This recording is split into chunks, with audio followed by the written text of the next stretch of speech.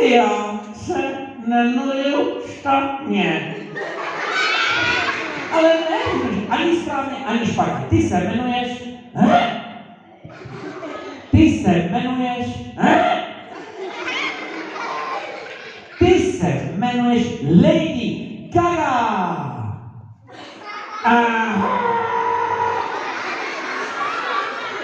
Lady Gaga.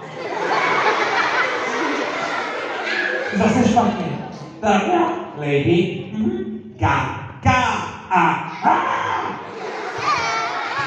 Teď Lady, správně. Gaga.